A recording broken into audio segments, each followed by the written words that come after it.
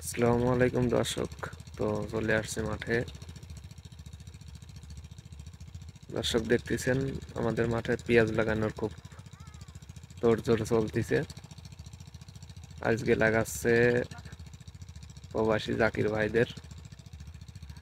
দর্শক দেখতেছেন অনেক লোকই আছে এখানে।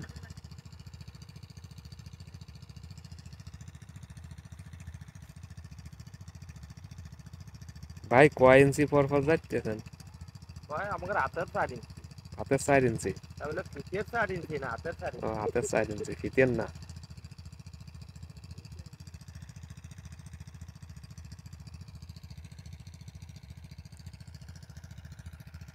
ভাই আপনাদের বাসা কোথায়? ভাই আমাদের বাসা, জি। আমাদের বাসা মাগুরা জেলা, শ্রীপুর উপজেলা। ও, তাই এখানে কি আমাদের এটা করছে, আপনি এখানে আসছেন? হ্যাঁ, দেখতে আসলাম মাঠে যে শ্রীপুর উপজেলায় পেঁয়াজ লাগানোর খুব তোড়জোড় চলতেছে। আপনাদের দেশে এটা নাই ভাইয়া? না ভাই, আমাদের দেশে থাকলে কি আর এখানে আসতাম? দেখ, আমাদের এখানে আসার জন্য অনেক অনেক ধন্যবাদ ভাইয়া। ও, দেখেন, আসুন, ঘুরে ঘুরে দেখেন সবকিছু। হ্যাঁ দেখতেছি। আমাদের এখানে পেঁয়াজের চাষটাই বেশি। ওই আপনার দেখি ফরিদপুর, তারপর ফরিদপুরের পরেই আছে আমাদের মাগুরা জেলা। মাগুরা জেলা। জি।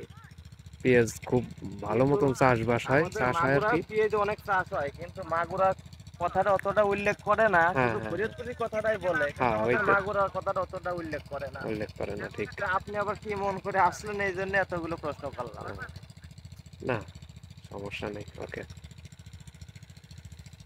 তো ফরিদপুরের আসলেই ফরিদপুরের পেঁয়াজ লাগানোর ওইগুলোই মানে অল বিশ্বের ভিতর সবাই জানে যে ফরিদপুর এলাকায় পেঁয়াজের চাষ বেশি হয়, কিন্তু মূলত তা না।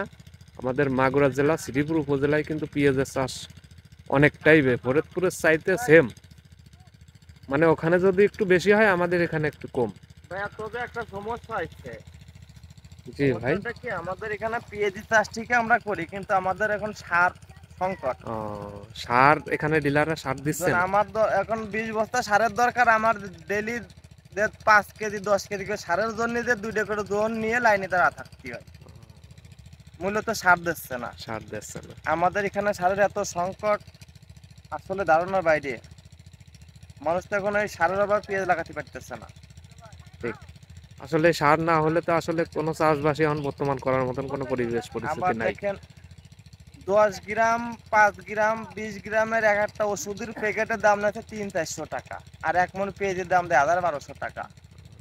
কিন্তু এই 1 গ্রাম 2 গ্রামের দাম যদি 400-500 টাকা হয়, তাহলে পেঁয়াজ কয় টাকা মন হওয়ার দরকার?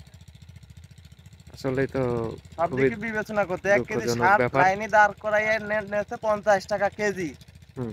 বাংলা ডাব। আর ডিওপি কত করে? 1400 টাকা। যেগুলো ডিওপি সরকার নির্ধারিত রেট হলো 1050, সেগুলো 1400 টাকা, তাও দিচ্ছে না, নাই তো। দিচ্ছে না, তো ওই ডিলারে দিচ্ছে না, অথচ খুচরো দোকানে হ্যাঁ, কিন্তু খুচরো দোকানের দাম বেশি, দাম সিন্ডিকেট বেশি। চলতেছে তো। সিন্ডিকেট চলতেছে। প্রচুর সিন্ডিকেট চলতেছে। আসলে এই সারের বিষয়টা, সার আসলে এখন বর্তমানে এই চাষিদের দেখেন, আমাদের এখানে যে ইমার্জেন্সি হাজার প্রয়োজন। হাজার হেক্টর জমি এখন লাগাবে, সারের অভাবে লাগাতে পারতেছে না। অনেক জমি এখনো পড়ে আছে আমাদের মাঠে। শুধু সারের সংকট। সারের সংকটের জন্যই আসলে এই পেঁয়াজ লাগানো এই যে পেঁয়াজ লাগানো পিছিয়ে যাচ্ছে। শুরু হয়েছে, এক একটা জোন আমাদের এখানে নিতে 600 টাকা।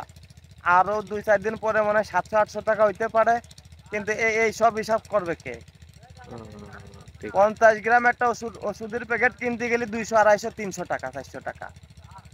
তাহলে এর কত ওষুধ লাগবে? এক এক মন পেঁয়াজ জন্মাতি আমাদের খরচ আছে 1500 টাকা।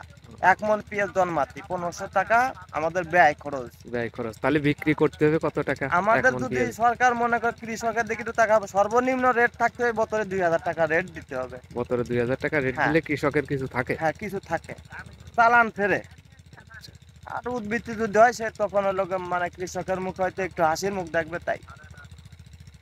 আর তো এর থেকে কমে গেলে সম্পূর্ণটাই তাদের লস। তো ধন্যবাদ ভাইয়াকে কথাগুলো আপনাকে বলার জন্য। অনেক অনেক ধন্যবাদ এই আমাদের এখানে আসার জন্য।